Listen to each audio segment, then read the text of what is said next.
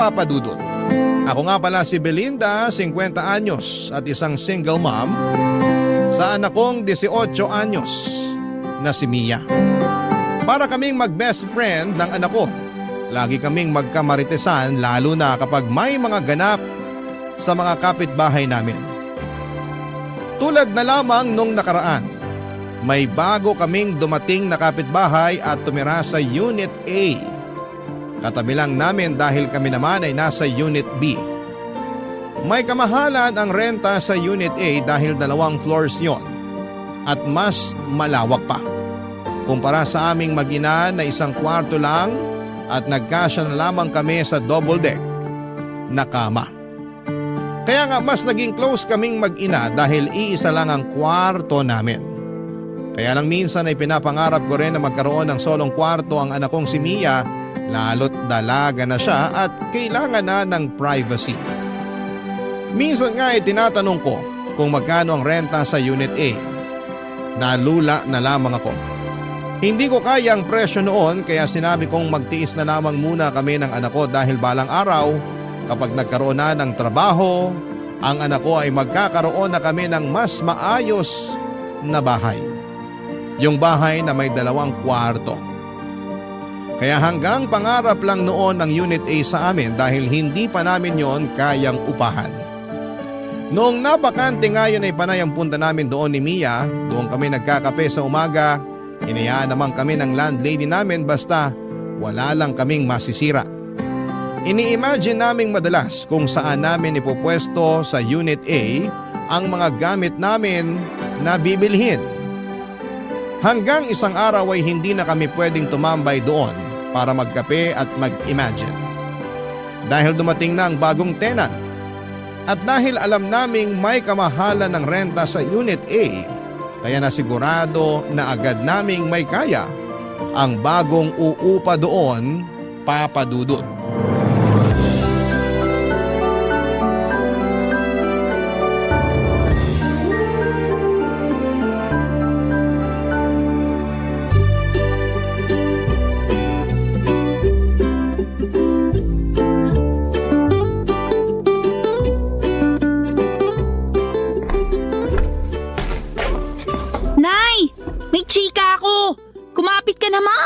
Alam mo na ba kung sino yung bagong tenant sa Unit A?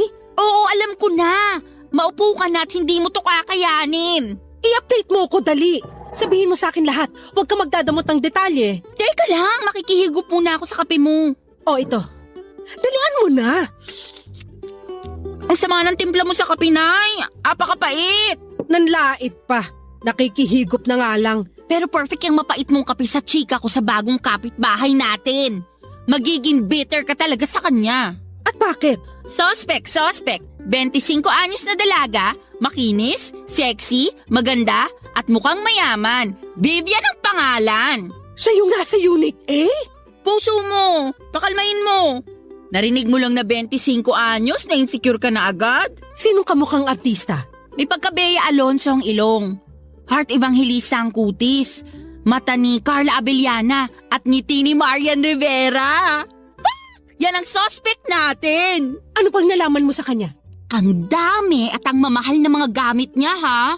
Nakakatakot nga dikitan kasi baka pagbayarin ako pag nagasgasan. Mayabang naman yun. Uy, si nanay, nai-insecure na. Hindi ako nai-insecure, no? Tsaka hindi ako maiinggit. Hindi ka maiinggit kahit malaman mong meron siyang automatic washing machine? Natatalunin lahat ng washing machine sa laundry shop dito sa barangay natin? Hindi ka maiinggit kapag nalaman mong 2 ang inverter na aircon niya? Branded na, mukhang bagong linis pa. Nakakatuyo ng balatang aircon. Doon pa rin ako sa classic na electric fan. Walang inggit kahit malaman mong mas matangkad pa sa'yo ang branded niyang refrigerator? Wala pa rin tatalo sa Frigidaire natin na kaya makabuo ng yelong tig-3 kahit kalahating araw pa lang. Pero Nay, namamaho na kaya yung ref natin? Nakakahiyang ipabukas sa bisita. Sino bang kakampi mo rito? Ako o yung ref ng Vivian na yon? Nagsasabi lang ako ng totoo sa ref natin. Kahit 3 sako ng uling ang ilagay mo, ang baho pa rin. Talagang babaho yung ref natin kasi panay ang siksik mo ng mga ulam na pasirana. Sino bang kalaban mo rito? Ako o yung ref natin? Ewan ko sa'yo. Kunin mo na nga yung pang-BP ko at mukhang tataas na naman tong dugo ko. Sulitin na natin ang pagtaas ng dugo mo, Nay. Alam mo ba na si Vivian, ex ng anak ng kapitan dati? O ano naman? Ako nga nung kadalagahan ko niligawan ako ng pinakamasipag magpuyat na tanod. Yun ang gusto ko sa'yo, Nay eh. Competitive ka. Teka't kukunin ko na yung pang-BP mo para makita na natin kung gaano ka ka-high blood dahil sa pagiging insecure mo. Hindi ako insecure. Naku, pag ikaw humaba ang ilong, gagawin talaga kitang sabitan ng kaldero natin. Aba talaga? Ito na po, kukunin ko na yung pang-BP niya, oh. Nang umalis si Mia para kunin ang pang-BP ko ay napag-isip ako. Bigla ko naalala ang nakaraang ko. Noong bata pa lamang ako ay hindi ko na naranasan na magkaroon ng magandang gamit at lagi naming pinagtsatsaga ang pamilya ang mga napaglumaang gamit ng mga kamag-anak namin na medyo nakakaangat sa amin.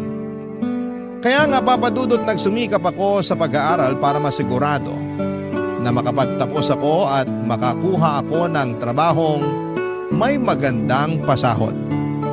Pero parang hindi roon gustong idirekta ng Diyos ang plano sa akin na umasenso. Hindi ako nakapagtapos ng pag-aaral dahil sa maraming kadahilanan at syempre pinakamalaking dahilan na roon ay ang pagiging kapos namin. Ang masakit pa, nabuntis din ako habang nasa kalagitnaan ako ng pagkamit sa mga pangarap ko. Pinakamasakit doon ay hindi ako pinanindigan ng nakabuntis sa akin, ang tatay ni Mia. Hindi na ako nakipagrelasyon muli sa takot na mabuntis akong muli at iwan. Ayaw ko na magdala ng panibagong bata sa mundong ito tapos hindi ko rin naman pala mabibigyan ng magandang buhay. Minsan ay nahihiya na ako sa anak kong si Mia dahil hindi ko magawang ibigay sa kanya ang buhay na dapat para sa kanya. Yung buhay na tulad ng mga iniidolo niyang mararangya ang buhay. Pero mabait at maunawain ang anak ko, Papa Dudut. Ni minsan ay hindi niya ako sinisi sa nangyari sa kapalaran namin. Sabi naman niya kahit papaano ay nakakaraos kami at iyon lang ang mahalaga. Nasa ganong pag-iisip ako nang bigla akong makarinig ng katok sa pinto namin. Agad ko yung binuksan at bumungad sa akin ang bagong tenant ng Unit A, si Vivian. Totoo ngang bata pa siya, maganda at sexy. Kahit sinong anak ng kapitan ng barangay ay papatulan siya, Papa Dudut.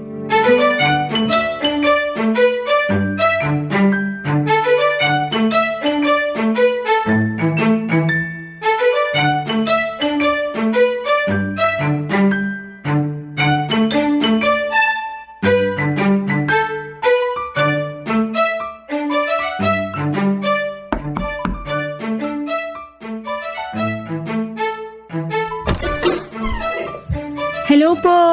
Ako nga pala si Vivian, yung bagong lipat sa Unit A. Hello, ako naman si Belinda, ang loyal na tenant ng Unit B. Nabanggit nga ng anak kong si Mia na naglilipat ka na raw. Kumusta naman? Medyo nakakapagod. Tapos ang init pa. Kaya pasensya na kung puro pawis na tong suot kong spaghetti strap ha. Kaya sigurong sisipag na mga tagabuhat mo kasi na-inspire sila masyado sa spaghetti strap mo. Joke. Ay, hindi dapat yan joke. Sinadya ko talagang magsuot ng spaghetti strap para mawala ang pagod ng mga tagabuhat ko ng gamit. Saka para ingatan nila yung pagbubuhat. Ang hirap naman kung magasgasan yung bago kong 75-inch smart TV na fully paid. Sana all 75 inches. Nay, hindi ko mahanap yung pang-BP nyo. Hindi kaya sinangla nyo na naman kay Aling Tessa? Ano pang baby? Huwag nag-baby sa lahi natin. Ikaw talagang bata ka. Ang hilig mong gumawa ng kwento. Nay, hi Miss Vivian. Napadaan kayo rito sa bahay namin. Pasensya na sa nanay kong allergic sa pang-BP ha. Mia? Mia nga pala, ang kaisa-isang anak ng single mom ng Unit B. Nakakatuwa naman kayong mag-ina. Ito naman talagang sana all.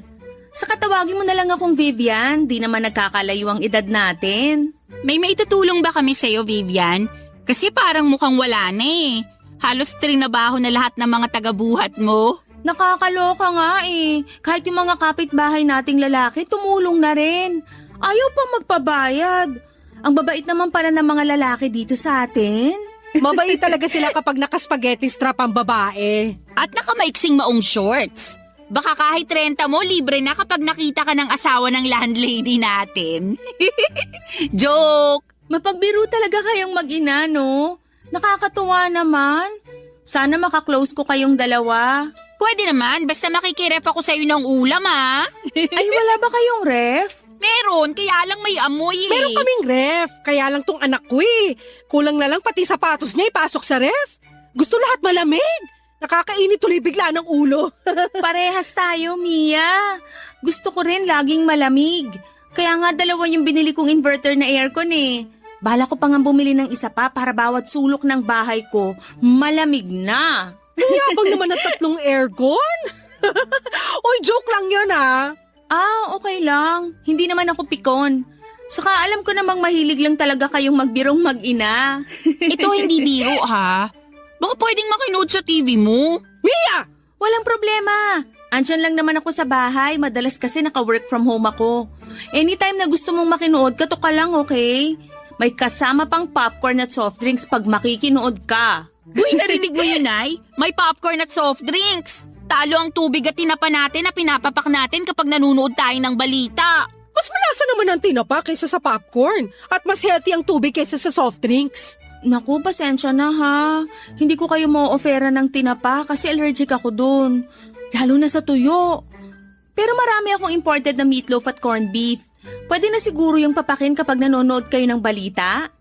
Bibigyan ko kayo. Di ko rin kasi nagagalaw masyado kasi lagi lang akong umu-order ng food ko. Wala akong time magluto eh. Tatanggapin namin ang ayudang yan, Vivian. Ilang taon na kasing luya lang ang laman ng kitchen cabinet namin eh. Ikaw talaga kanina mo pa binabackstab ang bahay natin. Totoo naman Naku, tumatawag na yung magde-deliver ng food ko.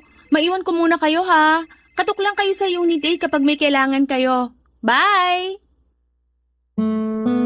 Papa Dudut, mukha namang sincere ang pakikipagkaibigan ni Vivian sa aming mag-ina. Kaya lang siguro ay natabunan niyo ng inis dahil sa inggit ko. Opo, Papa Dudut. Inggit nga ako kay Vivian. Magpapakatotoo na ako. Mas lumala nga ang inggit ko nang makaharap ko na siya at makita kung gaano siya kaganda at kasexy. Ganon kasi ang itsurang pinapangarap ko noong dalaga pa lamang ako. Malapit ko na sanang ma-achieve yon, kaya lang ay nabuntis ako at nasira ang figure ko. Binala ko namang ayusin pagkatapos kong manganak. Kaya lang ay naging busy na ako sa pag-aalaga kay Mia. Dagdag pa na kinailangan kong maghanap kaagad ng trabaho para may pangtustos ako sa pangangailangan namin. Wala naman kasi akong ibang maaasahan noon kundi ang sarili ko. Mas nahirapan pa ako sa pagtatrabaho lalo't wala ring ibang mag-aalaga kay Mia. Naalala ko pa yung unang trabaho na pinasukan ko, Papa Dudut. Ayaw sana nila akong tanggapin dahil baby pa noon si Mia at may chance raw na hindi ako makapag-focus sa trabaho ko. Lalo na noong nalaman nilang single mom ako at walang ibang tumutulong sa akin sa pagpapalaki kay Mia. Naiintindihan ko naman sila, Papa Dudut. Pero naawa sa akin ang boss ko at pinayagan akong dalhin si Mia sa opisina. Nasa ilalim ng mesa ko lagi si Mia. Doon ako naglatag ng higaan niya. Mabuti na lamang at hindi iyakin at madalas lamang tulog si Mia kaya hindi rin siya naging abala sa akin sa trabaho. Hindi rin siya nakaabala sa mga katrabaho ko. Ginawa ko yon ng ilang taon. At nung nakahanap na ako ng panibagong trabaho na makapagbibigay ng mas malaking sahod, ay buong puso akong nagpasalamat sa boss ko. Pinayagan naman niya akong umalis at binigay pa sa akin ang blessing niya. Doon ko rin nalaman na noong nagsisimula siyang magtrabaho ay kagaya ko rin siya. Isa rin siyang single mom at walang ibang tumutulong sa kanya kundi ang sarili niya, Papa Dudut. Barangay Love Stories. Barangay Love Stories. Naalala ko lang noong unang lipat namin sa Unit B, Papa Dudut. Mura pa lang noon ang upa. Medyo malaki na noon si Mia at kinakailangan naming makahanap kaagad ng malilipatan dahil pinaalis na kami sa luma kong inuupahan. Hindi na raw kasi yon ipapaupa dahil titira na roon ang anak ng landlord ko.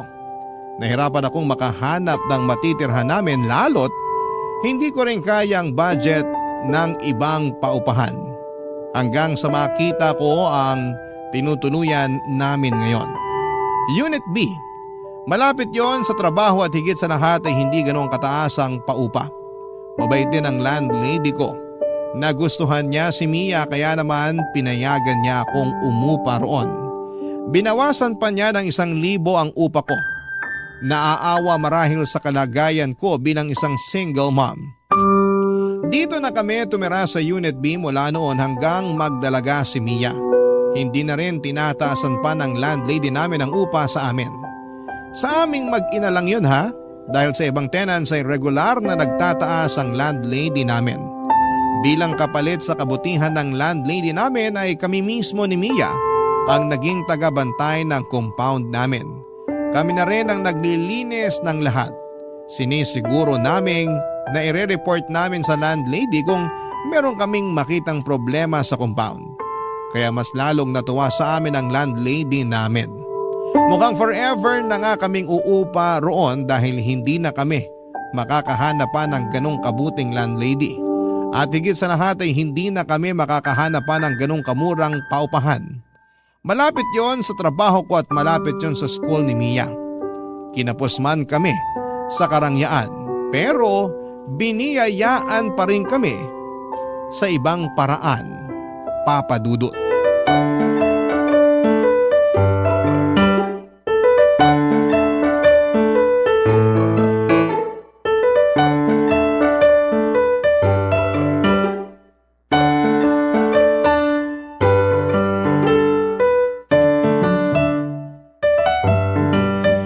Nay, alam mo na ba? Ang alin? Yung tungkol kay Vivian. Kasiraan ba yan sa kanya? May skandal ba siya? Ano? Si nanay talaga? Ang bait naman ni Vivian pero gusto mo laging hanapan ng baho. Ano ngang nalaman mo sa kanya? May lang naman to. Ang dami na naman yung gamit na dumating. Bago lahat. Baka naman kasi may sugar daddy na nagpupundar sa kanya. Yan ang baho niya. Hindi rin, Nay.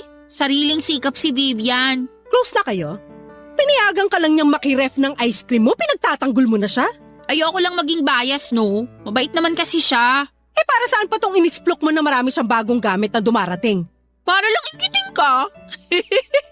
Effective, di ba? Sarili mong nanay, sinisira mong araw. Sinasabi ko lang kasi pwede tayong makisuyo sa mga gamit niya. Di ba nga pinapayagan na niya akong makiref? Tapos okay lang sa kanya kung makikinood ako sa TV niya. Ikaw naman hindi porket pumapayag siya sige lang ng sige. Mahiya ka rin naman. Siya kaya itong nag-offer. Saka gusto niya nga na nandun ako lagi para may kasama siya eh. Ang lungkot daw na mag-isa lang siya ron, lalo't bagong lipat lang. Namamahay pa. Bakit hindi siya dalawin ng sugar daddy niya? Wala nga siyang sugar daddy. Gusto kong paniwalaan na meron siyang sugar daddy. Ibigay mo na to sa akin. Iba ka talaga kapag nilalamon ng inggit, no? Busog na nga ang inggit sa akin eh. Kaya mas magandang wag ka nalang pumasok sa bahay niya. Kasi baka ma-stroke ka dahil sa inggit. Gaano kaganda ang bahay niya? Maganda. Parang mga bahay sa ibang bansa. Ang mamahal talaga ng mga gamit niya. Parang hindi nga bagay dito sa barangay natin eh. Ewan ko ba kay Vivian kung bakit dito pa niya naisipang lumipat? Pwede naman siya sa mga syala na kondo. Kasi kabit siya ng kapitan natin. Kanina sugar daddy tapos ngayon may kabit na siyang kapitan. Grabing imagination mo, Nay. Pumapalo talaga kapag naiinggit ka eh. Sa ganitong paraan lang naman gumagana ang loob ko eh. Hindi ko naiisip na miserable itong buhay natin kumpara sa kanya. Bakit mo naman kasi niisip na miserable ang buhay natin? Okay naman tayo ah. Kung okay tayo, bakit mo laging nilalait na mabaho ang ref natin? Bakit kailangan mo sabihin na laging walang laman yung kitchen cabinet natin? Oy, wala akong sinabing walang laman yung kitchen cabinet natin. Sabi ko nga may luya ron eh. Ikaw talaga mapagawa ka ng kwento. Ganon din yun. Nilait mo pa rin ng pasimple. Nay, hindi ka dapat makaramdam ng inggit kay Vivian. Saka dapat hindi mo dinadown ng buhay natin. Sa'yo talaga nang galing yan? Matapos mong sabihin na ang baho ng ref natin? Kahit mabaho ang ref natin at luya lang ang laman ng kitchen cabinet natin, happy naman ako sa buhay natin. Hindi ka ba talaga happy, Nay? Happy naman sana. Kaso, biglang dumating si Vivian. Ang hirap na tuloy maging happy, lalo kapag nakikita mo sa kanya yung mga bagay na wala sa atin. For sure, meron ding wala sa kanya na meron tayo. Alam ko kung ano yan. Ano? Kahirapan! Napailing na lamang si Mia sa huling sinabi ko. Hindi naman niya kinontra kasi alam niyang totoo yon. Nagpaalam na lamang siya saglit para pumunta sa Unit A para makinood ng balita sa 75-inch Smart TV ni Vivian. Inaya niya ako pero tumanggi ako. Ayos lang naman ako sa TV namin kahit na hindi flat screen ay okay lang. Ang TV pa rin kasi na gamit namin ay yung luma at mataba ang likuran. Pamana pa ito sa akin ng nanay ko. Napanalunan niya noon sa isang raffle sa peryahan. Inalagaan lang kaya tumagal. Ilang pusa na rin ang natulog sa likuran ng TV naming dahil laging mainit doon. Binuksan ko ang TV at mag-isa kong pinanood ang balita. Pero hindi ako makapag-concentrate sa pinapanood ko. Panay kasi ang balik ko sa nakaraan. Naalala ko pa kung ano ang pinakaunang gamit na pinundar ko noong lumipat kami sa Unit B. Isang kutsyon. Isang kutsyon ang una kong pinundar. Sa dati kasi naming inuupahan ay pinahiram lamang ang kutsyon sa amin. Binala ko nga yung hingin dahil gutay-gutay naman na at manipis na. Baka itapon lang nila. Pero sabi ng dati kong landlord ay kailangan daw nila yon para tulugan ang mga aso nila. Parang nasaktan ako doon. Kaming tao na mas kailangan yon ay hindi sa amin inabot. Pero hinayaan ko na. Sa unang gabi nga namin sa Unit B ay wala pa kaming kutsyon noon. Nagtiyaga kami sa mga karton na ginamit namin sa paglilipat. Pinatungan na lang namin ang mga tuwalya para hindi masyadong masakit sa likuran. Ilang araw pa ang lumipas bago ako nakabili ng kutsyon. Manipis lamang yon pero nagkasya na kaming mag-ina. At sa paglipas pa ng panahon, dala ng pagpupursige at pag-iipon ay nakabili na ako ng mas makapal na kutsyon. Hindi lang isa kundi dalawa para sa aming dalawang mag-ina, Papa Dudut.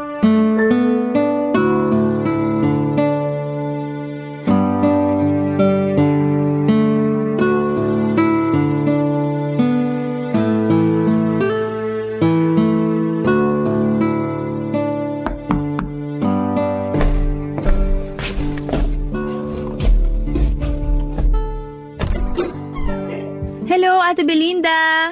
Vivian! Huwag mo na akong tawaging ate. Hindi naman nagkakala yung edad natin. Ganun ba? 25 years old ako eh. Ikaw? 50. Ay, hinahanap mo ba si Mia? Wala kasi siya rito. Andun sa bahay ng kaklase niya. May tinatapos para sa school nila. Ay, hindi naman. May kailangan lang sana ako sa'yo. Sa akin? May kailangan ka? Anong meron ako nang wala ka? Teka, bago mo sagutin yan, pumasok ka muna. Baka mahamugang ka dyan sa labas. Naka-spaghetti strap ka pa naman. Nagpalinis kasi ako ng aircon kanina. Kaya ka naka-spaghetti strap. Para linisang maigi yung aircon mo. At bigyan ng discount. Iba talaga ang hiwaga ng spaghetti strap, no? Parang Lucky Charm siya. Ano ba yung kailangan mo pala? Makikihiram lang sana ako ng electric fan kung meron kayo. Mayroon ako. 3 pa. Yung isa sira. Ayun, baka naman pwedeng pahiram. Yung sira ba? Yung gumagana sana. Pwede ba? Mukhang hindi mo na afford magbayad ng kuryente dahil sa 3 aircon mo Hindi naman. Kahit gawin ko pang 4 yung aircon ko, makakabayad pa rin naman ako. Bakit ka nangihiram ng electric fan? Nakakadry pala ng skin yung lagi kang nakababad sa aircon. Napansin ko lang ngayon. Mukha kang dry. Grabe ka naman. Parehas lang naman tayong dry. Joke. Yan marunong na rin ako sumabay sa mga biro mo. Pero dry nga rin naman ako. Hindi ko naman kinakahiya yun. Tamad kasi ako uminom ng tubig tapos matipid pa ako sa lotion. Hayaan mo, kapag pinahiram mo ako ng electric fan ngayon, bibigyan kita ng lotion. Deal? Duda ako kung bakit ka humihiram ng electric fan eh. Ha? Anong nakakaduda dun? Mataas na kasi talagang singil ng kuryente ngayon. Napanood ko sa balita. Ayaw mo lang aminin na namamahalan ka na sa kuryente mo, kaya hindi ka na muna gagamit ng aircon. Sabi ko nga sa'yo, kahit 4 pa na aircon ang nakabukas sa bahay ko, kaya kong bayaran yan. Kahit nakabukas pa yung pinto ko magdamag, kaya ko pa ring bayaran kung magkano man ang makukonsumo ko ron. Kaduda-duda lang kasi na biglang electric fan na yung gagamitin mo. May masama ba sa electric fan? Para sa aming mga nagtitipid lang kasi yun. Baka nga nagtitipid ka na rin ngayon. Pwedeng umamin. Ikaw talaga? Alam ko nanunukso ka lang kaya hindi ako mapipigon sa mga pang-iintriga mo sa akin. Pero kailangan ko lang talaga mag-electric fan kasi nagdadry na yung skin ko dahil babad ako sa aircon buong araw. Alam ko na. Hindi mo na afford bumili ng electric fan kasi naubos na yung pera mo. Kasi finally paid mo yung 75-inch smart TV mo. Hindi kita masisisi kung magpapakumbaba ka na ngayon. Ganun talaga. Matuto tayo sa pagkakamali natin. Next time kasi, huwag masyadong lustay para may mahuhugot ka pa kapag kailangan bumili ng electric fan. Bakit ba masyado kang masaya na malaman na wala akong pera? So wala na nga. Kasi di mo na afford bumili ng electric fan. Umorder na ako ng industrial electric fan, yung pinakamahal. Hindi pa siya makakarating ngayon kasi within 3 to 5 days ang delivery mula sa mamahaling shop na inorderan ko. Branded yung electric fan na binili ko, yung gamit mismo ng mga sikat na vlogger at artista. Hayaan mo pag dumating na, ipapahiram ko sa'yo para ma-experience mo naman kung paano makatikim ng pangmayaman. Che, sa'yo na yung electric fan mo. For sure, hirap nang umikot yan dahil napupuno na ng alikabok at kinakalawang na yung loob. Che, uli! Hindi ako nakasagot sa sinabi ni Vivian Papadudut. Gusto ko siyang labanan sa pagtataray niya pero naisip kong ako naman pala yung unang nang atake sa kanya. Ewan ko ba kung bakit ko ginawa yon, siguro'y naipon na lamang din talaga yung inggit ko sa katawan ko. Masisisi niyo ba ako? May pagkamayabang din naman kasi si Vivian. Kung paano niya ibida sa akin yung mga gamit niya, akala ba niya ay hindi ko ramdam? O baka naman masyado lang akong sensitive at wala naman siyang balak ipamukha sa akin yon. Pero dahil nababalot ako ng halo-halong emosyon kaya hindi na ako nakapag-isip pa ng maayos. Para sa akin noon, kontrabida talaga si Vivian. Kaya naman naisipan kong labanan siya sa mga pinagyayabang niya. Nang makauwi si Mia, nalaman kong hinarang pala siya ni Vivian sa gate at kinuwento ang ginawa ko. Hindi ako kinampihan ni Mia kaya mas lalo akong nainis kay Vivian. Immature daw ako, sabi ni Vivian. 50 na raw ako pero kung umasta ako ay para akong grade school. Doon ako mas lalong nag-init. Napacheck tuloy ako sa BP ko. Tama nga ang hinala ko, tumaas na naman ang BP ko. Wala akong ibang sinisisi noon kundi si Vivian at nararamdaman kong inggit sa kanya. Makakabawi rin ako sa kanya, yun ang sinumpa ko habang nililinisan ang mga namuong alikabok sa electric fan namin, Papadudut. Barangay Love Stories. Barangay Love Stories. Matagal kong pinag-isipan ang gagawin kong paghihigante kay Vivian, Papadudut. Mga 1 week din yon. Naisip kong bumili ng bagong TV, iyon ang simula ng paghihiganti ko kay Vivian. Inabangan ko ang sale online at nag-apply din ako ng loan sa online shop na yon. Nasilaw ako sa offer lalo't alam kong pwede ko yung bayaran ng paunti-unti. Itinago ko na ang matabang likuran na TV namin, Papadudut, at nagulat na lamang si Mia nang dumating ang bagong flat screen TV. Hindi ko muna yon ginamit para makaiwas na magasgasan at mag-overheat. Kung nag-overheat man ang mga flat screen TV. Wala rin naman kasi akong alam. Ang alam ko lang, pwede ko yung ipamukha kay Vivian oras na dumaan siya sa bahay. O di naman kaya ay lalakasan ko ang volume ng TV para marinig niyang meron na kaming bagong TV. Gusto na ngang gamitin ni Mia ang TV para makapanood na siya ng balita. Kaya lang ay sinabi ko na pasimplihan niya muna si Vivian na dumaan sa bahay. Nagtataka may sumunod pa rin si Mia dahil sa kagustuhan nitong makapanood na sa bagong TV namin. Maya-maya pa'y bumalik na si Mia pero hindi naman niya kasama si Vivian. Sinabi lang niya na busy daw si Vivian. Pero alam kong umiiwas lamang si Vivian sa akin dala nga noong minsang tensyon sa pagitan namin dahil lang sa electric fan. Kaya hinayaan ko na lamang na buksan ni Mia ang TV para makapanood na siya. Nilabas ko ang tinapa sa ref para papakin niya pero tumanggi siya dahil binigyan daw siya ng popcorn ni Vivian. Nainis na naman tuloy ako, Papa Dudut.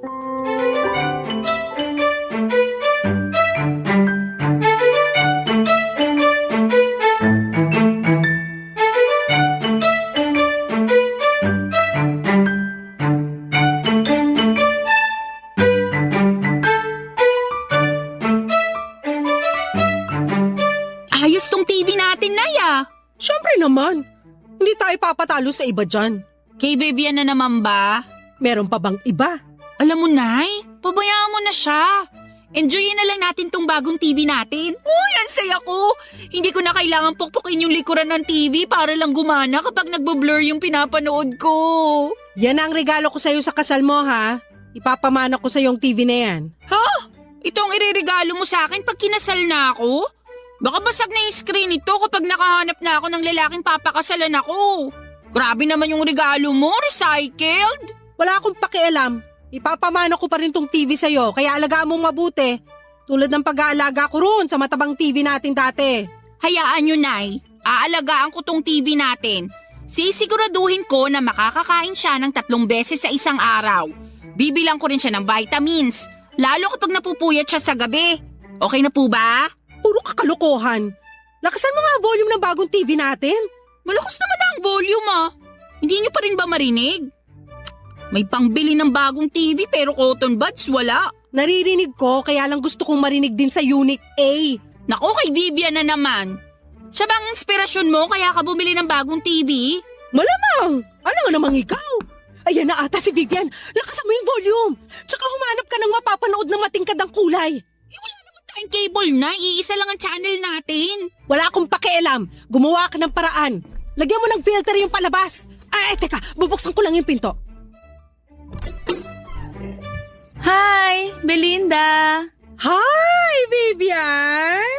Dinig ko ang lakas ng TV niyo sa unit ko Ganun ba? Sobra naman pala ang lakas ng sounds ng nabili kong TV. High quality talaga. Umaabot talaga sa'yo yung tunog. Oo, nakaapekto siguro na nakabukas lahat ng bintana niyo kaya dinig sa akin. Pwedeng makita? Pasok ka. Pwede ka rin makinood kahit anong gusto mo. Nay, isa lang ang channel natin. Lagyan mo ng filter. Wow, ang cute ng TV niyo Anong cute? Ang cute para sa maliliit lang. Ang laki kaya ng TV namin. Oh, sorry. Nasanay lang kasi ako sa laki ng TV ko. Ilang inches ba to? Ano siguro? 40 to 55 inches. Asian size, ganon. Hindi mo man lang chinek yung size bago ka bumili? Nagmamadali na kasi ako sa pag-shopping. Kung ano na lang yung madampot kong TV, yun na lang ang binili ko. Next month, bibili na lang ulit ako ng bago. Balitaan kita. Maganda yan. Nakakatuwa naman. Kasi tong si Mia laging nagre-reklamo dun sa matabang likuran na TV niyo At least ngayon may flat screen na kayo. Ewan ko ba kay nanay kung bakit ngayon niya lang naisipang i-retire yung senior citizen namin na TV. Sentimental kasi ako sa gamit. Pamana pa kasi yun ng nanay ko. Naiintindihan kita. Naabutan ko rin naman yung ganong TV pero binigay na lang namin sa kapitbahay namin nung may nagregalo na sa amin ng bago. Hanggang ngayon gamit pa rin nila yung TV na binigay namin Ay, gumagana pa? Tsaka nagkakausap pa rin kayo ng dating kapitbahay nyo? Oo, close pa rin kami kahit nagdalaga na ako at umalis doon. Papadaanin ko nga siya rito next week. Ibibigay ko na kasi sa kanya yung ref ko. Bibili na lang ako ng bago, pamana ko na yun sa kanya. Total, 2 years ko na rin naman gamit yung ref ko na yun. Uy, Vivian, baka naman may ipamana ka rin sa amin. Kailangan namin ng mana. Gusto niyo ba yung sofa bed ko? Di ko naman kasi nagagamit. Sa inyo na lang para komportable kayo kapag nanonood kayo ng TV. Hindi na. Kasi may in-order na ako online na sofa bed at bagong ref. Uy, magkakaroon na tayo ng bagong ref, Nay. Oo naman. Ipapamana natin sa junk shop tong lumang ref natin. Namangha si Mia sa mga sinabi ko. Masaya naman si Vivian sa mga sinabi ko. Niyakap niya ako at sinabing natutuwa siya sa pag-asenso namin.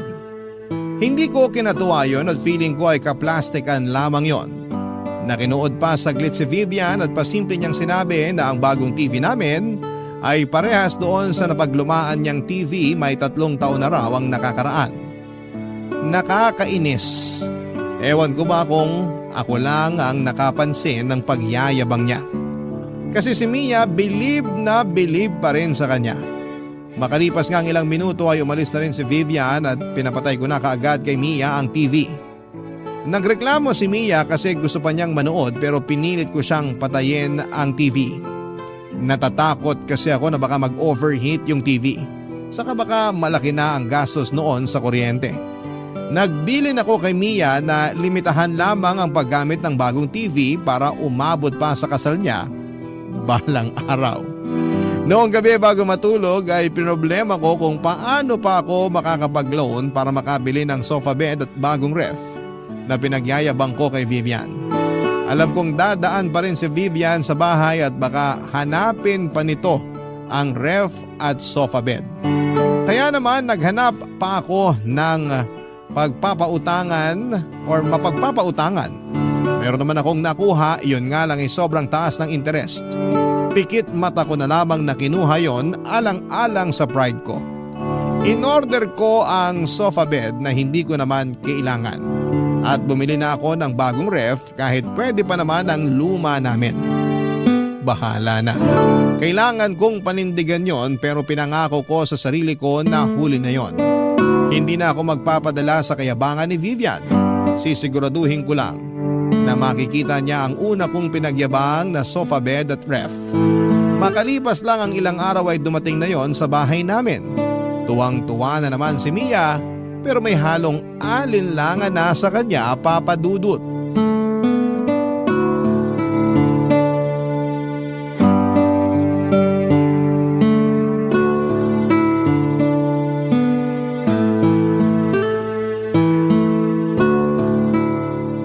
Ito na ba yung sinasabi niyong sofa bed kay Vivian? Ang ganda, di ba? Parang ang tigas. Nanlait pa. Baka naman delikado to sa spinal cord, Nay, ha? Magpasalamat ka na lang na meron na tayong sofa bed. Bakit kasi bumili ka pa parang hindi naman natin kailangan? Para ma-enjoy mo kapag manonood ka sa flat screen TV natin na hindi pa fully paid. Parang di nakaka-enjoy kasi nga matigas. Baka sumakit lang ang katawan ko. Para akong nakahiga sa isang sakong bigas eh. Eh di wag mong higaan. Ako na lang. O kaya kapag may bisita tayong makikitulog sa atin. Talaga? Tatanggap na tayo ngayon ng bisita? Di ba nga ayaw mong magpatuloy ng bisita kasi dagdag pa ka mo sa papakainin? Magpasalamat ka na lang at nakabili ako ng mga bagong gamit natin. Nagpapasalamat naman ako, kaya lang hindi ba parang sobra na tunay? Kasi hindi naman natin talaga kailangan itong sofa bed. Ay yung ref, hindi ba? Panay ang reklamo mo na mabaho na yung ref natin. Oo, mabaho nga pero may sentimental value sa akin yun eh. Yun na kaya yung ref na nakalakihan ko. Andun pa nga lahat ng sticker na dinikit ko eh. Mas maganda yung bago natin. Pag pwede na siya isaksak bukas, makikita mo. Kasing lamig ng yelo sa US ang may experience mo. Speaking of yelo, bibili muna ako sa labas. Hindi pala tayo nakagawa kagabi. May binili pa naman akong soft drinks. Sayang kung walang yelo. Bumili ka na rin ng popcorn para malantakan natin mamaya habang nanonood. Wow, asensado na. Hindi na tinapa ang pinapapak. Alis na ako. Ay, Vivian! Hello! Nagulat naman ako sa'yo. Kakatok pa lang sana ako pero nabuksan mo na agad yung pinto. Andyan ba nanay mo? Oo! Nay! Andito si Vivian! Labas lang ako ha, bibili ako ng yelo at popcorn. Hi, Belinda! Ay, andito ka? Gusto mo makita yung sofa bed at bagong ref namin, no? Nakita ko na kanina nung dineliver dito. Congrats ha! Hindi na magrereklamo si Mia sa amoy ng lumang ref nyo. Mareklamo lang talaga ang anak kong yan. Naalala ko nga sa kanya yung sarili ko nung bata pa lang ako eh. Naalala? Hindi ko pa yata nakwento sa'yo kung bakit malapit ang loob ko sa inyong mag-ina. Kasi nung bata ako, katulad ko rin si Mia. Marami rin akong gustong bagong gamit tulad ang nakikita ko sa mga kakilala namin. Pero hindi namin afford. Single mom kasi nanay ko. Ah, parang ako. Oo. Kaya nga magaan din agad ang loob ko sa inyo. Kahit minsan tinatarayan mo ko. Mag-isa niya akong tinaguyod. Tinipid niya rin ako para makapag-aral ako at makapagtapos. Kaya nga naaawa ako sa kanya. Yun, habang nag-aaral ako, marami akong ginawang sideline. Nagturo ako ng mga Chinese at Korean online, tapos marami pa akong pinasok na trabaho. Para ako na lang yung bumili ng mga kailangan namin sa bahay. Nagawa ko naman. Lalo na nung nakapagtapos na ako ng pag-aaral, tapos nakakuha na ako ng magandang trabaho. Nasaan ang nanay mo? Ay, wala na eh. Masaya na sa kabilang buhay. Sorry, hindi ko alam. Kaya siguro ako ganito ngayon. Bili lang ako ng bili ng mga gamit na pangarap namin dati ng nanay ko. Baka sakaling makabawi man lang ako sa kanya kapag nakita niyang asensado na yung anak niya. Kaya, pasensya na kung madalas nagtutunog mayabang na ako sa mga pinamili kong gamit. Oo nga eh. Nayayabangan nga ako sa'yo nung una. Pero hayaan mo na yon. Naiintindihan ko na ngayon. Hindi ko naman gustong ipagyabang. Kaya lang pagkaharap kita, parang sinasalamin mo nanay ko. Kaya gusto kong sabihin sa'yo lahat ng nabili kong mga gamit kasi sa puso ko, parang gusto kong matuwa ka. Kasi parang sa ganung paraan, feeling ko, natutuwa na rin si Mama.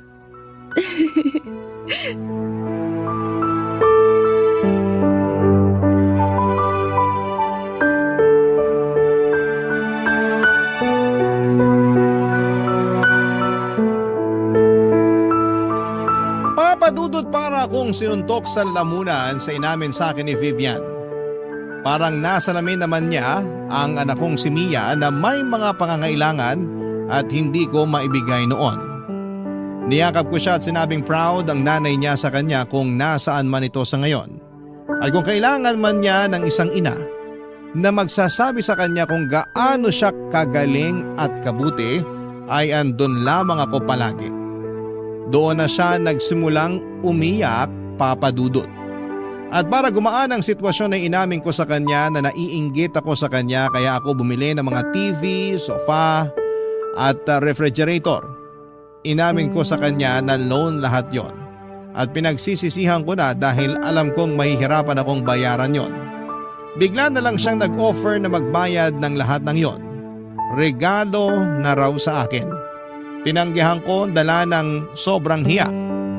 Pero sinabi niya sa akin na parang sa ganoong paraan ay niregaluhan na rin niya ang nanay ko.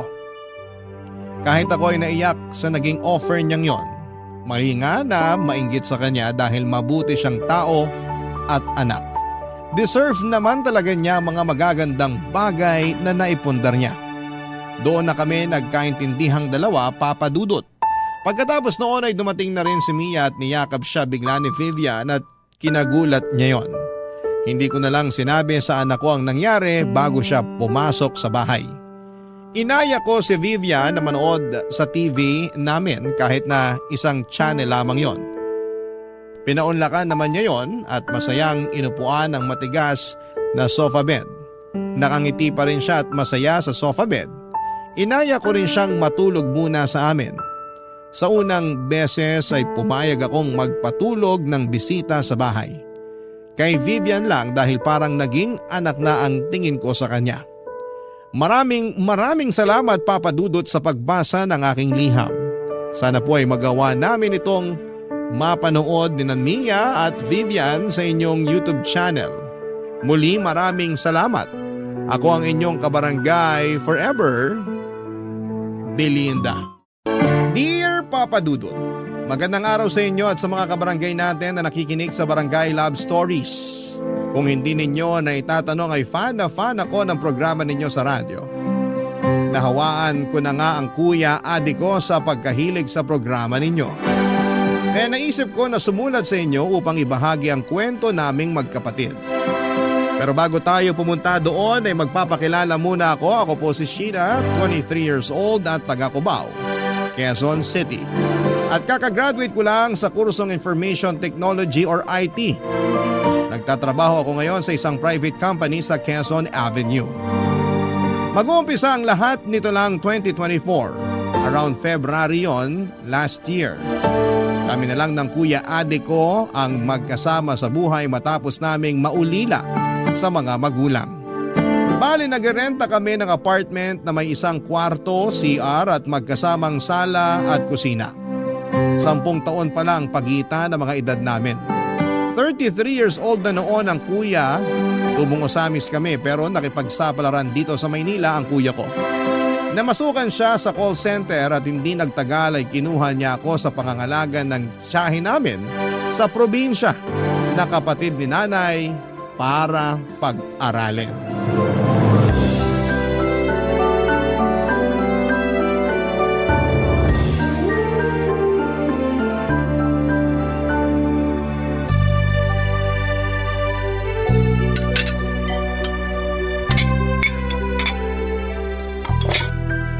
Sheena? Sheena, kakain na! Lumabas ka na dyan sa kwarto mo. Okay, kuya.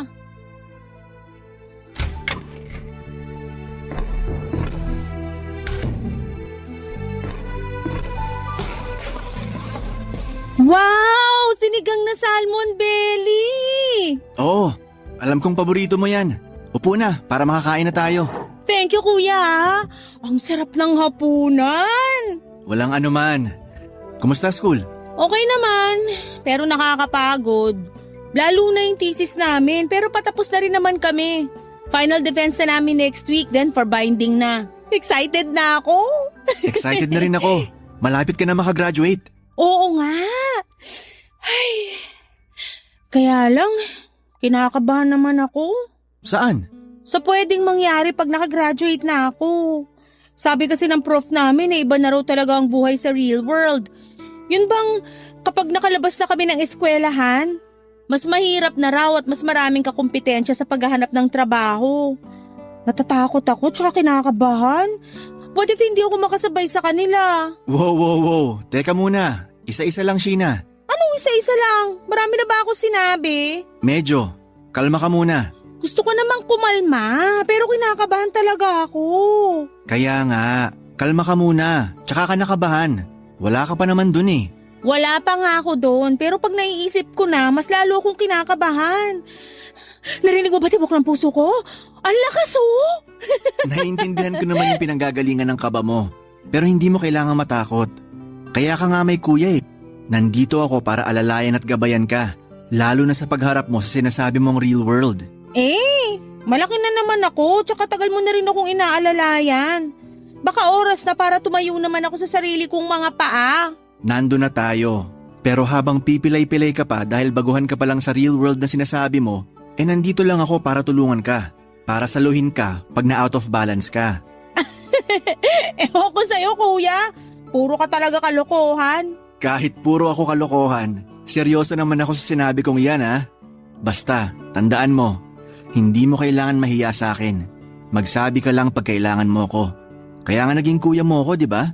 Thank you talaga, pero nahihiya pa rin ako. Bakit ka naman nahihiya? Siyempre, dami mo na kasing sinakripisyo para sa akin. Simula pa lang nung bata tayo, nagtrabaho ka na at lumuwas dito sa Maynila. Tapos kinuha mo ko sa probinsya natin para pag-aralin. Ginawa ko yun lahat dahil mahal kita. Kayo nila nanay at tatay. Tsaka hindi naman ako humihingi ng kapalit eh. Ang gusto ko lang, magsikap ka para sa sarili mo.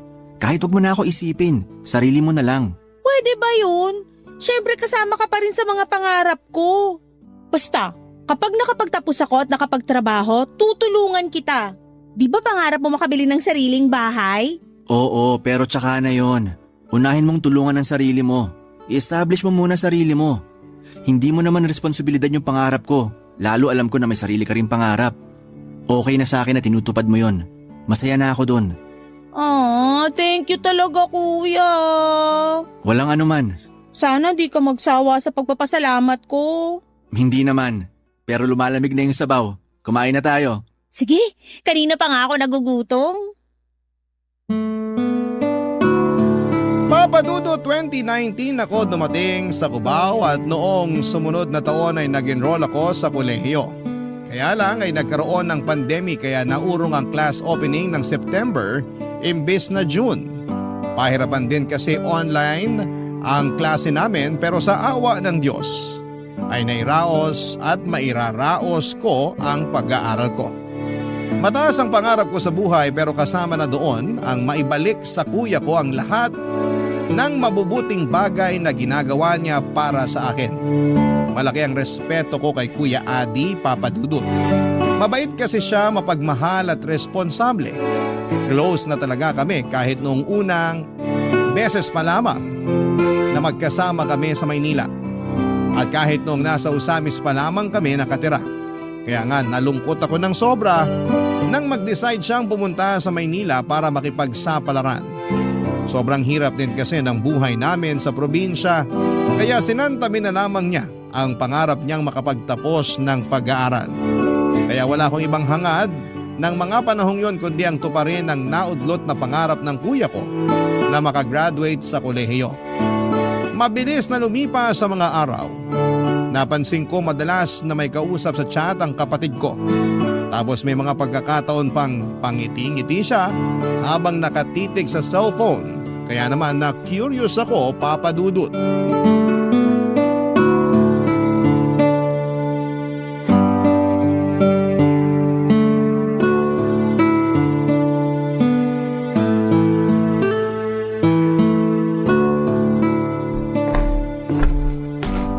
Hi kuya! Hi. Sino yan, ha? Ha? Yang ka-chat mo. Napapansin ko pa na ngiti mo dyan sa cellphone mo eh. Huhulaan ko. Babae yan no? Ikaw talaga? Lakas ng radar mo. Sagutin mo na lang tanong ko. Oo, tama ka. Babae nga to. Nililigawan mo? Ha? Hindi. Sus, hindi raw. Sa lapad ng ngiti mong yan. Hindi naman talaga. Magkaibigan lang kami. Diyan naman nagsisimula ang lahat. Pero curious ako, sino siya? Pakilala mo naman sa akin para may idea lang ako kung sino yung babaeng nagpapakilig sa kuya ko. Kilig ka dyan. Di ako kinikilig ah. Astig kaya ako. Astigin mo mukha mo. Sino nga? Katrabaho mo ba? Hindi. Kaya nga sino? Kilala mo na to eh. Talaga? Pero wala akong matandaan na kilala kong babae na nalink sa'yo. Wala nga halos nung naghiwalay kayo nung ex mong si Sarah Lynn eh. Siya nga yun. Si Sarah Lynn? Oo. Teka. Tama ba narinig ko? Si Sarah Lynn yung ka-chat mo? Oo, siya nga. At kailan ba kayo nagkaroon ng communication uli? Nitong buwan lang. Nag-chat siya sa messenger ko. Pero late ko na nakita kasi nasa request message pala. Nagbago na rin siya ng Facebook account. Bakit mo naman in-accept? Nakalimutan mo na ba yung ginawa sa'yo ng babaeng yan? Napatawad ko na naman si Sarah Lynn at nagsisisi na siya sa nagawa niya. Ngayon, kinontak niya ako para makipagkaibigan. Lalo ngayon nahiwalay na raw sila ng kinakasama niya. Ano ngayon kung wala na sila? Kumalma ka nga muna, huwag kang sumigaw. Nagulat lang ako. Nakakaloka naman kasi ang si Sarah Lynn. Anong nakakaloka dun? Yung pakikipagkaibigan niya sa'yo porke hiwalay na sila ng tatay ng anak niya. Hindi ako naniniwala. Baka may masamang balak yan. Huwag mo naman pag-isipan ng masama yung tao. Paano di ko pag-iisipan ng masama ginawan ka na niya ng masama? Nakaraan na yon. Sabi ko nga napatawad ko na siya. Ibang klase ka rin kuya. Sinaktan ka niya ng husto nun tapos bilis mo lang siyang napatawad. Kilala mo naman ako, di ba? Hindi ako mapagtanim ng galit sa ibang tao. Tsaka si Sarah Lynn naman to. May pinagsamahan kami. Meron nga at ang tagal nun. Pero pinagpalit ka lang niya sa iba. Di ko naman nakakalimutan yon. Tsaka nakikipagkaibigan lang naman yung tao eh. Malay mo malungkot dahil naghiwalay sila ng kinakasama niya. Wow! sa dinami-dami ng kakaibiganin, dun pa talaga sa ex-boyfriend niya na sinaktan niya ng husto? Kung di ba naman makapalang mukha niyang Saralyn na yan? Sheena, kahit galit ka sa tao, hindi pa rin tama na pagsalitaan mo siya ng ganyan. Hindi ko kasi alam yung sasabihin ko. Nakakainis lang na bigla-bigla na naman siyang babalik sa buhay mo. Nag-aalala lang ako sa'yo. Salamat sa pag-aalala. Pero alam ko naman yung ginagawa ko. Sana nga. Ewan ko na lang sa'yo pag nasaktan ka pa uli ng babaeng yan.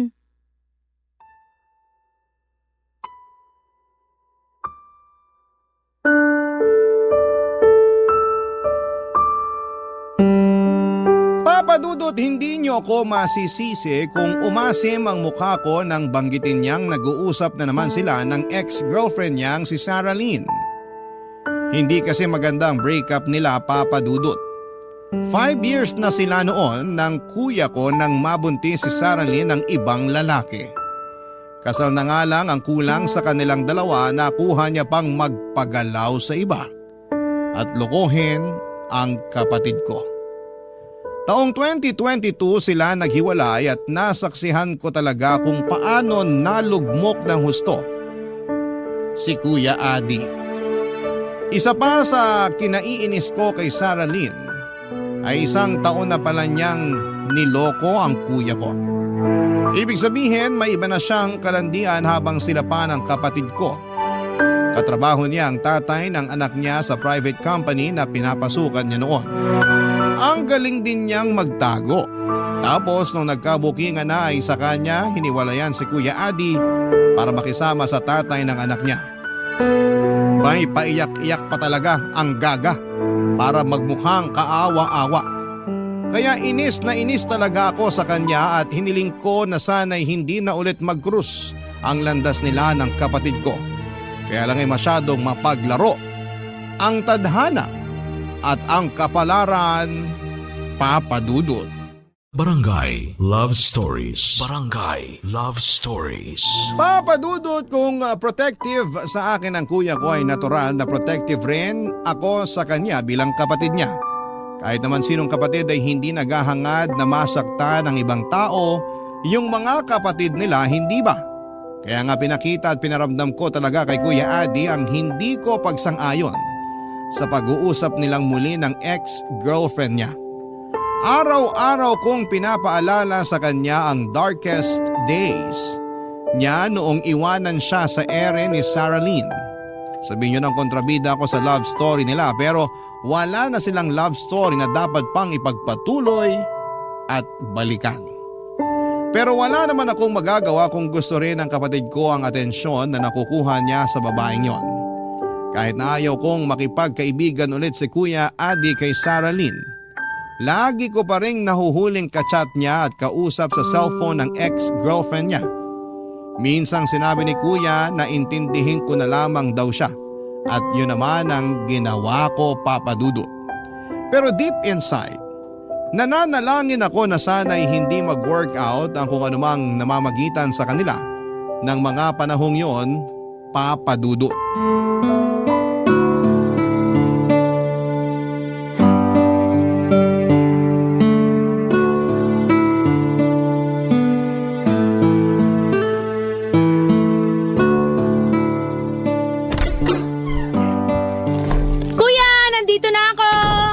May binili akong donut na ube flavor. Halo?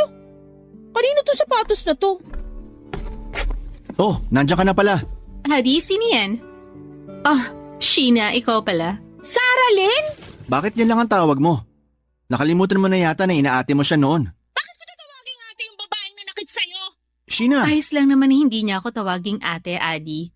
Naiintindihan ko si Sheena. Kahit na, hindi pa rin tama yun. Anong ginagawa mo rito sa amin? Ha?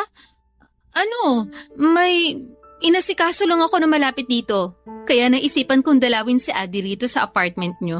Yun lang ba talaga pakay mo? O may iba ka pang dahilan? Ano bang sinasabi mo? Alam mo kung anong sinasabi ko? Sheena, parang di ko na nagugustuhan pakikipag-usap mo kay Saralyn. Bakit kuya? Wala naman ako sinabing masama sa kanya. Nagtanong lang ako. Oo nga, pero bakit ganyan ka makapagtanong sa kanya? Ano ba dapat ang tamang pagtatanong ko sa babaeng nanloko at nang iwan at nanakit sa'yo? Di ba nag-usap na tayo tungkol dito? Akala ko nagkakaintindihan na tayo. Nag-usap tayo, pero saan tayo banda nagkaintindihan na papupuntahin mo yung babaeng yan dito sa apartment natin? Hindi ko siya pinapunta rito. Dinalaw ko lang ang kuya mo. Nagdala pa nga ako ng mga pagkain na paborito niyong dalawa. Hindi mo kami makukuha sa pagkain. Sa'yo na lang yan. Sheena naman. Pwede bang kausapin mo ako na maayos? Maayos naman na makikipag-usap ko sa'yo Ano bang gusto mo? Yakapin kita, ngitian, tapos sabihin ko sa'yo na na-miss kita? Hindi naman sa ganun. Mabuti pa, pumasok ka na lang muna sa kwarto mo, Sheena. Bakit mo naman gagawin yon? Dahil binabastos mo na si Saralyn. Baka nakakalimutan mong bisita ko siya at wala kang karapatan na bastusin siya. Bakit sa akin ka nagagalit? Alam nga naman kay Saralyn, wala naman sinasabing masama sa'yo yung tao. Ikaw yung kanina pa sabi na kung ano-ano dyan. Alam ko na hindi mo inaasahan yung pagpunta niya rito. Pero hindi pa rin tama na tratuhin mo siya ng ganyan. Ayos lang naman ako.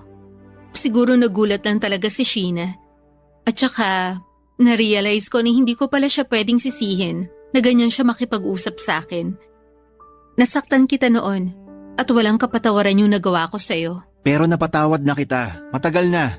Salamat, Adi. Ako, hindi ko pa napapatawad yung babaeng yan. Sheena! Pasok na ako sa kwarto ko, kuya.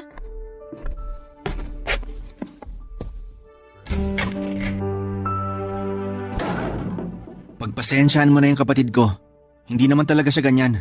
Alam ko naman. Pero may kasalanan din ako sa'yo. Wala na yon. Sabi ko nga, napatawad na kita. Salamat ulit. Papadudot, gulat na gulat ako nang makita ko si Saralyn sa pamamahay namin ng hapong yon. Hindi ko talaga inaasahan na muling magkukrus ang landas namin ng babaeng kinaiinisan ko. Takang-taka pa ako kung ano ang ginagawa niya sa bahay, tapos mas nadagdagan pa ang inis ko nang pinagtanggol siya ni kuya sa akin. Hindi ko talaga matanggap na mas kinampihan siya ng kapatid ko. Ewan, pero noong nakita ko ang pagbumuka ng babaeng nanakit sa kuya ko ay nagbalik ang lahat ng pinagdaanan namin para lang makausad siya noon. Marami akong tanong kay Saralyn na hindi ko na naitanong ng araw na yon. Una na doon ay kung paano niya nagawang sakta ng kuya na naging mabait at manatiling tapat sa kanya. Pangalawa ay kung bakit bumalik pa siya sa buhay ng kapatid ko. Para sa akin, papadudot, ay hindi sapat na dahilan na naghiwalay na sila ng kinakasama niya na siyang tatay ng anak niya. Malakas ang kutob ko na gusto lang niya na gamitin ang kuya ko.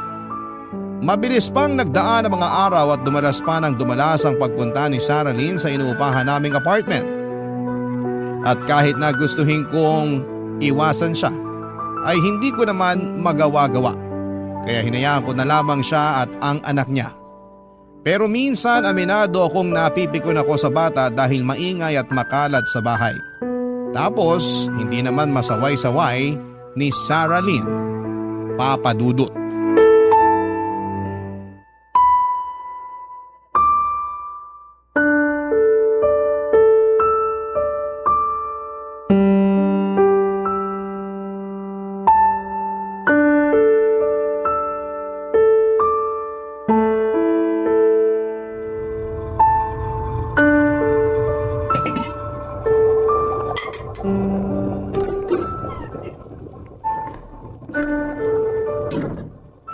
Nandito na ako! Ikaw na naman? Magandang gabi rin sa'yo, Sheena. Bakit ikaw nagluluto dyan? Nasaan kuya ko? Bumili lang ng soft drinks sa tindahan. Tungkol naman dun sa isa mo pang tanong, wala lang. Gusto ko lang kayong ipagluto ng kuya mo. Tsaka sabi niya, na-miss na raw niya kaya pinagluto ko siya ng paborito niya. Halika, upo ka na para makakain ka na. Hindi pa ako gutom. Hindi mo na ba talaga ako mapapatawad? Ano yon? Ang sabi ko, kung hindi mo na ba ako mapapatawad? Kung tutuusin, hindi naman ikaw ang nasaktan ko. Yung kuya mo. Pero bakit parang abot langit yung galit mo sa akin? Ibang klase. Nagtanong ka pa talaga. Para lang malaman ko. Hindi ko kasi maintindihan eh. Ilang araw na akong pumupunta rito sa inyo at nakikipagmabutihan sa kuya mo. Pero ikaw yung ayaw. Kung kuya mo nga, napatawad na ako eh. Wala kang alam kung gaano mo nasaktan si kuya nung niloko at hiniwalayan mo siya. Sobrang lugmok siya nung mga panahon na yon. Wala siyang ginawa kundi umiyak at magmukmuk dito sa bahay. Natuto rin siyang uminom ng alak at makipag-inuman sa kung sino-sino kahit hindi naman niya ginagawa. Habang ako, alalang-alala sa kanya. Halos sirain na niya yung buhay niya at habang pinagdadaanan niya yon, ako ang kasama niya. Napakarami niyang iniyak ng dahil sa'yo. Marami rin akong iniyak dahil sa kuya ko. Tapos tatanungin mo ako ngayon kung bakit abot langit ang galit ko sa'yo? Pasensya ka na. Hindi ko alam na ganyan palang pinagdaanan niyo ni Adi. Oo! Kaya nga nagagalit ako sa'yo ngayon dahil nakuha mo pa talagang bumalik sa buhay namin! Sana hindi ka nalang uli nagpakita sa kuya ko! Ayoko na naman sana magpakita kay Adi. Pero na-realize ko na mahal ko pa rin siya. Mahal! Pinagpalit mo siya sa iba, tiniwan mo nga siya! Basta, isang araw, nagising na lang ako na nagsisisi na sa mga nagawa ko sa kanya. Tapos nagkataon na nagkahiwalay na kami ng tatay ng anak ko kaya Kaya ginulo mo na uli buhay ng kuya ko! hindi naman ganun yun. Nagbago na ako. Nagbago mukha mo! May kasabihan nga na once a cheater, always a cheater! Kaya di ako naniniwala sa sinasabi mo! Kung ayaw mong maniwala, ikaw ang bahala. Wala ka rin naman magagawa, lalo na nagkabalikan na uli kami ng kuya mo. Ano ka mo? Oops! Hindi mo pa pala alam? Ulitin mo nga yung sinabi mo! Sabi ko, kami na uli ni Adi. Kaya wala ka na magagawa. Tsaka wala na rin akong paki sa'yo kung mapatawad mo pa ako o hindi. Hindi naman ikaw ang karelasyon ko, kuya mo naman. Kaya bahala ka na dyan. Kung ayaw mong kumain, edi wag.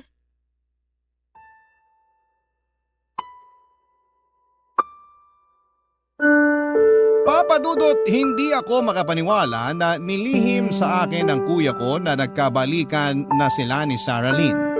Sa bagay, alam niya na posible akong magalit sa kanya o magtampo. Ayaw ko kasi talaga sa babaeng yon para sa kanya pero alam ko rin naman na sino ba ako para hadlangan ang pag-iibigan nila. Kahit na pinilit kong hindi magtampo sa kuya ko pagdating niya sa apartment, nang gabing yon ay hindi ko pa rin nagawa. Hindi ko siya kinausap habang nandun si Sarah Lynn. Pero sa huli nagkabati pa rin kami, Papa Dudut. Nung makaalis na kasi si Sarah Lynn sa apartment ay kinausap ako ng kapatid ko upang ipaliwanag sa akin ang lahat-lahat. Sinabi niya ulit kung gaano niya kamahal ang ex-girlfriend niya at kahit na anong gawin niya ay hindi naman daw talaga nawawala yung pagmamahal na yon, Papa Dudut. Bukod doon ay napatawad na raw niya si Sarah Lynn at noong nagkita ulit sila ay gusto niyang magsimula ng panibagong buhay kasama ito at ang anak nito sa ibang lalaki. Dahil sa pag-uusap naming yon ni Kuya Adi ay lumambot naman ang loob ko sa kanya. Sa abot ng makakaya ko ay inunawa ko ang bawat katagang lumabas sa kanyang bibig. Barangay Love Stories. Barangay Love Stories.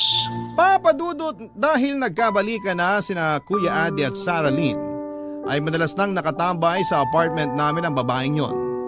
Wala naman akong magawa dahil kagustuhan din yon ng kapatid ko. Sakto, naka-work from home setup si Kuya at si Sarah Lynn ang nakatoka sa pagluluto ng pagkain namin. Kaso ay nauumay na talaga ako pag nakikita ko silang sobrang sweet na akala mo ay hindi nagkahiwalay dahil may isang nagloko. Hindi niyo ako masisisi kung bakit hindi pa rin ako lubusang masaya para sa relasyon nila ng kuya ko. Kung si Kuya Adi ay nakapagpatawad na pues ako ay hindi pa. Mabilis na nagdaan ang 2 buwan at tuluyan na ngang binahay ni Kuya sina Sarah Lynn at ang anak nito.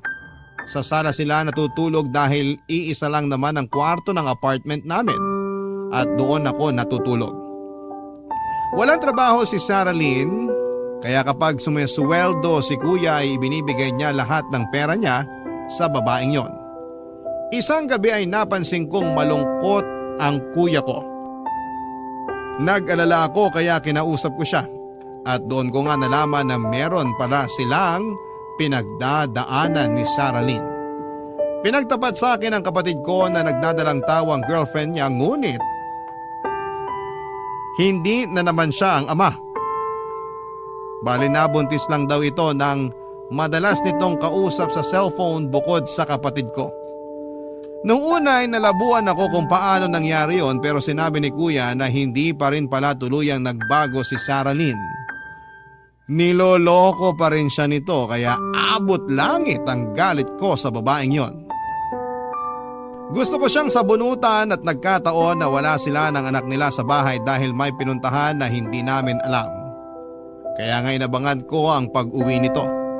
Pero bago ko pa yon magawa ay inawat na ako ni Kuya Adi at nakiusap na huwag ko nang kumprontahin ang girlfriend niya. Kahit na masama ang loob ko sa pakiusap niya ay sinunod ko pa rin siya, Papa Dudut. Tapos nung sumunod na araw ay sinabi niyang nagkasundo na sila ni Sarah Lynn na tatanggapin niya ang bata dahil hindi naman daw sinasadya ang pagdadalang tao nito.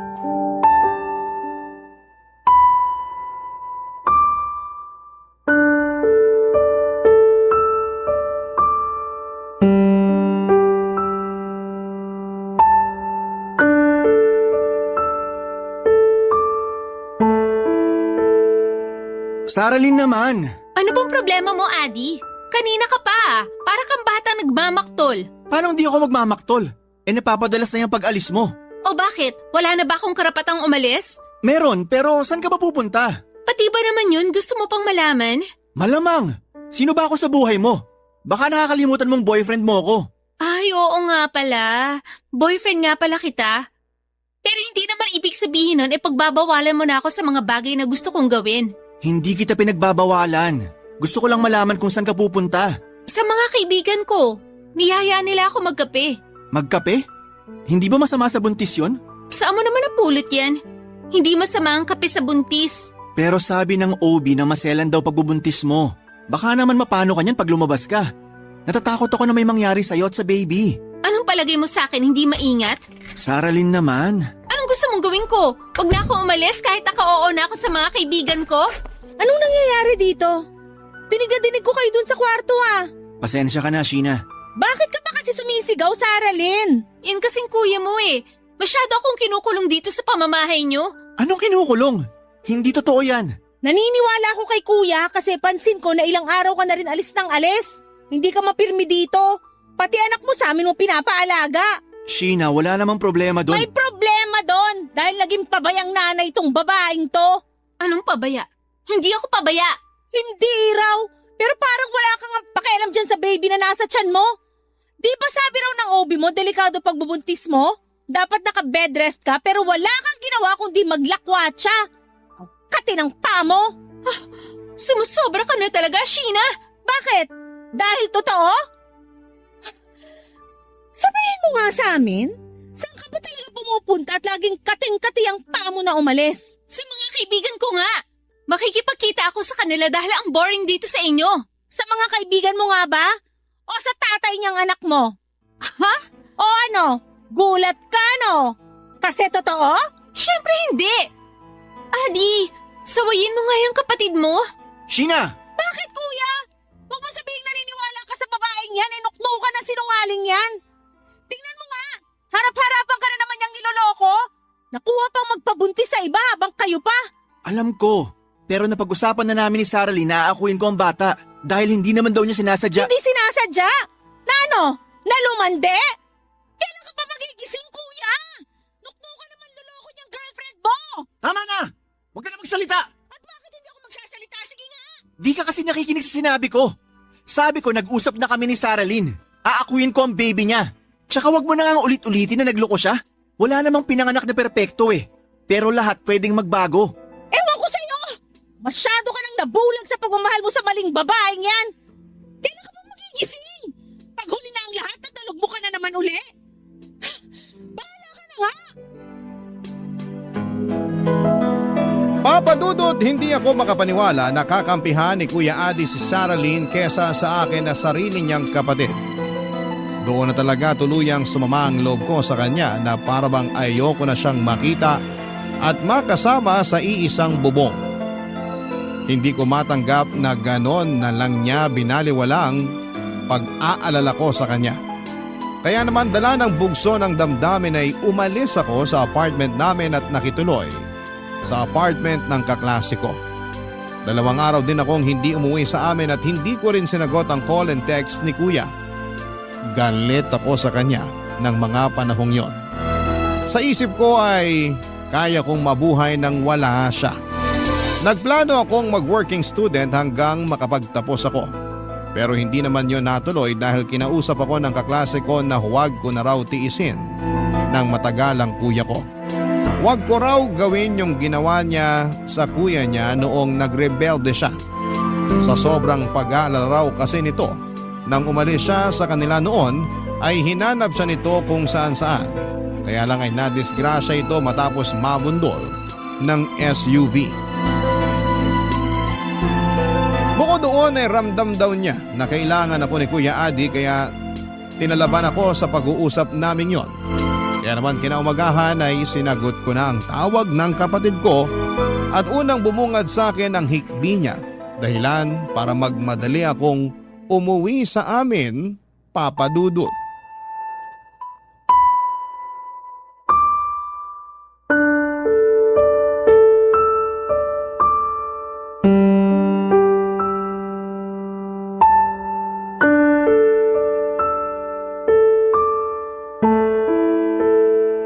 Hindi na talaga ako nagulat na iniwan at niloko ka na naman ng babaeng yun, kuya. Sobrang kati niya. Kaya di na ako nabigla sa ginawa niya. Hindi rin ako makapaniwala. Buong akala ko ayos kami. Pero iniwan niya pa rin ako para sumama dun sa nakabuntis sa kanya. Tama ka nga, na yung lalaking yun ang kinikita niya sa tuwing umaalis siya. Akala ko nagbago na siya. Hindi talaga ako naniniwala na nagbago na siya. Baka masyado lang akong uto-uto, kaya nagpadala ako sa mga sinabi niya. Medyo. Kaya nga nakakainis ka rin eh. Patawarin mo ako, Sheena. Masyado talaga akong nabulag sa pagmamahal ko kay Saralyn. Ewan ko ba naman sa'yo? Napakakapal talaga ng pagmumukha nung Saralyn na yon. Kung tutusin, napakaswerte na nga niya sa'yo, kuya eh. Pinatawad mo siya. Pinatira dito sa atin. Tapos tinanggap mo pa yung anak niya. Sa huli, pipiliin niya pa rin yung nakabuntis sa kanya, di iwanan ka? Grabe! Ibang klaseng babae! Ginawa ko naman lahat. Pero siguro di lang ako sapat para sa kanya. Ginawa mo talaga yung lahat. Pero sabihin mo, masyado lang mapaghanap yung babaeng yon. Sorry ha, pero napakalandi niya. Nalulungkot lang ako. Akala ko magkakaroon na kami ng sarili naming pamilya. Nalulungkot din naman ako para sa'yo. Pero sana sa susunod, hindi na lang sa kanya. Marami pa namang iba dyan na di hamak na mas matino sa Saralyn na yon. Kaya lang syempre, kailangan mo munang kilalanin at kilatisin. Ewan ko. Pagkatapos ng nangyaring to sa akin, parang natatakot na ulit ako makipagrelasyon. Hindi naman lahat katulad ng ex mo eh. At kaya nga ex na siya kasi may dahilan. Saka sabi ko nga, may mga matitinong babae naman dyan. Pero kung hindi ka pa handa pumasok uli sa relasyon, ikaw bahala. Ikaw naman makakapag-decide kung kailan ka magiging handa na talaga. Tama ka. Salamat, Sheena. Oh, salamat naman saan? Kasi umuwi ka. Pinuntahan mo ako rito. Akala ko pati ikaw mawawala na rin sa akin. Sorry din pala dahil masyado ako naging mapusok. Hindi ko na inisip yung pag-aalala mo sa akin kasi nga minahal ko ng husto si Saralyn. Kaya nung iniwan niya ako, pakiramdam ko, mag-isa na lang ako sa buhay. Kuya naman, hindi ka magiging mag-isa sa buhay. Kasama mo ko. Oo, nakakatampo lang yung nangyaring pagtatalo natin. Pero pinarealize sa akin ng kaklase ko na hindi ko dapat tinitiis ng matagal yung mga taong mahal ko. 2 araw lang akong hindi umuwi dito sa apartment natin pero miss na kita. Miss na rin kita. Buti naman ligtas ka dun sa tinuluyan mo. Nag-alala ko ng husto sa'yo. Hindi ko kasi alam kung saan ka hahanapin. Di mo pa sinasagot yung mga tawag at text ko. Sorry, hindi ko sinasadya na mag-alala ka. Pero hindi rin naman ako gagawa ng bagay na ikakapahamak ko. Sabi ko nga, marami pa akong pangarap. At isa doon ay makapagtapos ng pag-aaral dahil alam kong yun yung pangarap mo para sa akin. Pangarap din yun nila nanay at tatay. Alam ko na kung saan man sila naroroon, proud na proud sila sa'yo.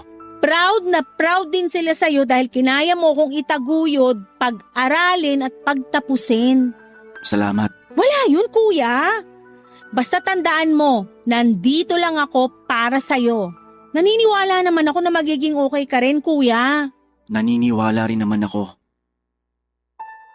Papa Dudut, kahit na muling nasaktan ni Saralyn ang Kuya Adi ko ay pinatunayan ng kapatid ko na pwede pa rin siyang makabangon at magpatuloy sa buhay.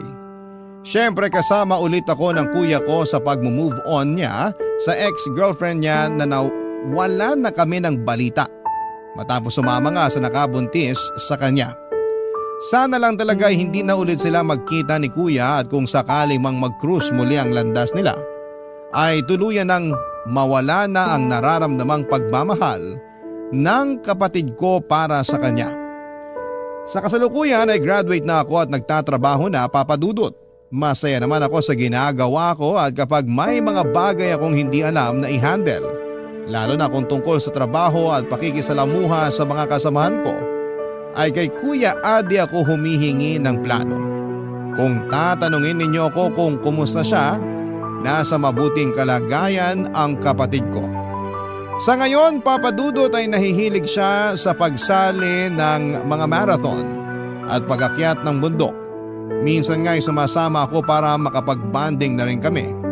Wala akong ibang kahilingan kundi ingatan ang kuya ko, lalong-lalo na ang kanyang puso. At kung muli siyang magmamahal ay deserve niyang mapunta sa matino at tamang babae dahil mabuti siyang tao. Hanggang dito na lamang po ang sulat ko, Papa Dudut, at sana'y kinapulutan po ito ng aral at inspirasyon ng mga kabarangay natin. Maraming salamat po kung sakaling mapili niyong i-ere sa programa ninyong Barangay Love Stories. Number 1 po kayo sa puso namin. God bless and more power sa inyong istasyon. Ang inyong forever kapuso at kabarangay, Sheena.